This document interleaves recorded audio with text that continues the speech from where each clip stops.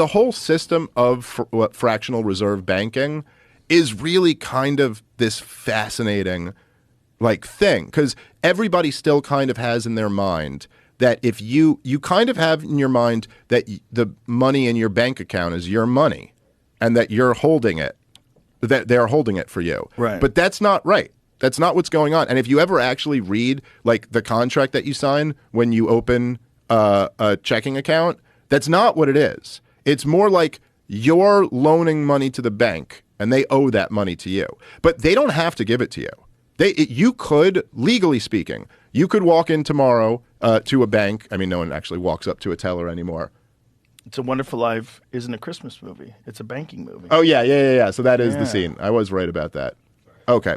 Yeah. But so you could walk into the bank tomorrow and your checking, account balance is whatever, say it's $5,000, and you could go, I'd like to take out $2,000, and they can say no. You can't have it. Now, they owe it to you, technically, but they don't have to give it to you. They're not just holding it for you to give to you on demand. Now, the system hasn't collapsed, so they will give that to you today if you walk into a bank. But if too many people come in and they want too much money. Well, they don't have it. Yeah. Is the point. So when you open a bank account, and I don't know exactly what the reserve rates are now because I know they did change this during COVID, but for a while it was 10%. Was what the Federal Reserve set as the reserves that you had to put away. So when you come into your bank and you give them $100 to open a checking account, just to make it an easy number, they hold $10 and they loan out $90.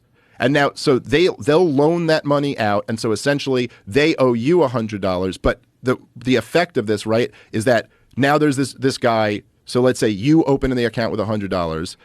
Now there's another guy who takes out a loan for $90, and you're now in the economy, and kind of like you think you have $100, and he thinks he has $90, but really there's not $190. There's only $100. That you get what I'm saying? But now here's where it gets even crazier than that.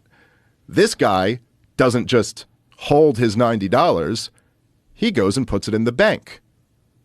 And so the bank holds 10% of that money and then loans out 90% of that to somebody else, who then puts that money in the bank. And then they take 10%. So when you actually look at the effect of it, there's like not nearly as much money in the bank as we all think we have in the world. So essentially, if everybody came into the bank, or even just too many people came into the bank and said, we'd like to withdraw our money, there's nowhere near enough money for them to give you. So inherently, the whole thing is kind of a house of cards. It's like when you're going to a stadium and you try to use your cell phone, you realize there's no signal, even though you have 5 bars. Right. Because everyone's using their phone. Mm-hmm. So there's no signal for you. You can't get online. You can't make a phone call. Right. Like this thing only works if we're not all trying to do it at the same time. Exactly. But if we do, then we're in a lot of trouble.